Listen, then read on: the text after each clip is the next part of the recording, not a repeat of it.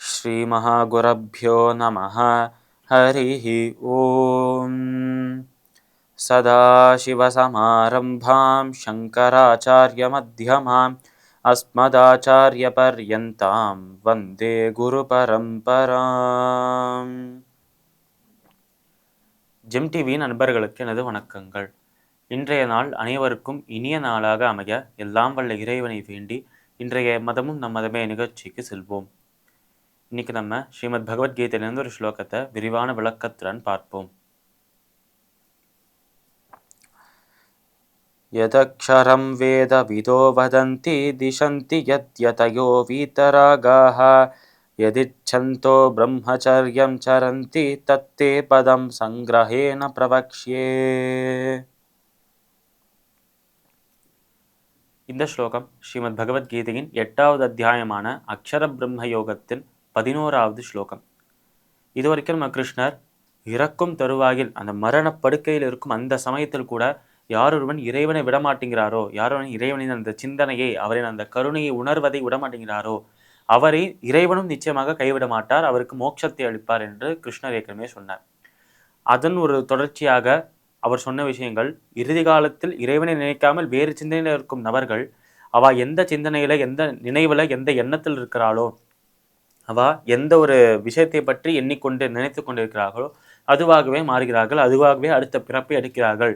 அது ஒரு பூச்சியாக இருக்கட்டும், ஒரு நாயாக, பூனையாக, மனிதனாக, இல்லை வேற ஏதோ விலங்காக, ஒரு பட்சியாக, ஒரு பறவையாக, இல்லை ஒரு மரம் செடி கொடிகளாக, எப்படியாவது அவ என்ன மனதில் வைத்திருக்கிறாளோ அதுவாகவே அவ பிறக்கிறார் என்று சொல்றார் நம்மளோட கிருஷ்ணர். அதற்கப்புறம் அவர் சொன்ன விஷயம், இறுதி நேரத்தில் உனக்கு இறைவனின் ஞாபகம் வர வேண்டும், இறைவனின் சிந்தனை வர வேண்டும் என்றால் நீ வாழ்நாள் முழுக்க அந்த இறைவனை நினைத்தால் மட்டுமே இறுதி காலத்தில் அவர் உனக்கு நினைவுக்கு வருவார் என்று சொன்னார் நம்ம கிருஷ்ணா. இது எல்லாத்துக்கும் தொடர்ச்சியாக இந்த இடத்துல நம்ம கிருஷ்ணா சொல்றது, நம்மளோட முன்னோர்கள் அந்த இறைவன் எல்லையற்றவர், மாசற்றவர், அதாவது அழுக்கு எந்த ஒரு துன்பமும் இல்லாமல் ஆனந்தமயமாக இருப்பவர், நமக்கும் ஆனந்தத்தை அளிப்பவர். அவரே அதிதெய்வமாக இருக்கிறார், அதிபூதத்தை படைக்கிறார், அதி யஜ்ஞனாக இருக்கிறார். அவரே அனைத்திற்கும் படைப்பவர், காப்பவர், அழிப்பவர். அவரே அனைத்திற்குள்ளும் இருக்கிறார், அனைத்தும் அவருக்குள்ளேயே இருக்கிறது. ரொம்ப நம்ம கற்பனைக்கு எட்டாத சொரூபத்தோடு இருக்கிறார், நம்ம கற்பனைக்கு எட்டக்கூடிய அவதாரங்களாகவும் இருக்கிறார்.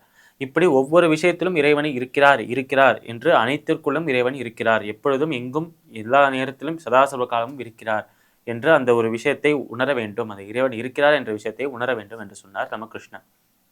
அதன் தொடர்ச்சியாக இங்க நம்ம கிருஷ்ணன் சொல்ற விஷயங்கள், அந்த இறைவன் எப்படி இருப்பார் என்று நமக்கு முன்பு வாழ்ந்தவர்கள், நம்மளோட முன்னோர்கள், அந்த முன்னோர்களின் காலத்தில் வாழ்ந்த பல மக்கள் அவாலாம் எப்படி நினைத்திருப்பார் என்பதை அழகாக கிருஷ்ணன் சொல்றார் 2 வகையில.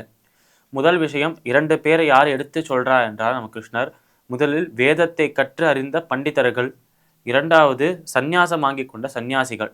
இவ 2 பேருமே இறைவனை எப்படி உணர்ந்தார் என்றால், வேதம் கற்றறிந்த இந்த அந்தணர்கள் அவ அந்த பிரம்மம், அந்த ஒரு கடவுள் இறைவன் அவர் எப்பொழுதும் இருப்பவர், எப்பொழுதும் நிலைத்து நிற்பவர், எந்த ஒரு காலத்திலும் அழியாதவர், எப்பொழுதும் கருணை மயமாக இருப்பவர்.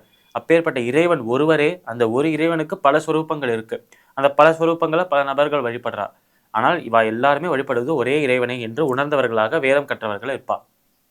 இதுவே அதே நேரத்தில் இந்த சந்நியாசம் வாங்கி இந்த சந்நியாசிகள் அவ அந்த இறைவனின் கருணையை உணர்ந்து அந்த இறைவனை சென்று அடையணும் என்பதற்காக நம்மிடமிருந்து ஒரு தியாகம் செய்யணும் என்று தங்களோட அனைத்து ஐடென்டிட்டியும், அவா யார், அவளோட சொந்தக்காரா யார், நண்பர்கள் யார், உடைமைகள் என்ன, அனைத்தையும் தியாகம் செய்து அந்த இறைவனையே சென்று அடைகிறார்கள். இப்பேற்பட்ட சந்நியாசிகளும் வேதம் கற்ற அந்தணர்களும் பண்டிதர்களும் அதே நேரத்தில் பக்தர்களும், பகவானுடைய பெரிய பக்தர்களோட கூட்டத்தில் நீயும் சேர வேண்டும் என்றால், நீயும் பக்தனாக மாறி மோட்சம் பெற வேண்டும் என்றால் அதற்கான வழியை நான் கூறுகிறேன் கேள் அர்ஜுனா என்று சொல்றார். இதற்கப்புறம் பின்வரும் ஸ்லோகங்களில் பகவானை சென்று அடைவதற்கான வழி என்ன என்பதை விரிவாக சொல்றார் நம்ம கிருஷ்ணர். ஸ்ரீமத் பகவத்கீதையின் 8வது அத்தியாயமான அக்ஷர பிரம்ம யோகத்தின் 11வது ஸ்லோகத்திற்குண்டான விளக்கம் இதுவே. மீண்டும் நாளை சந்திப்போம். நன்றி, வணக்கம்.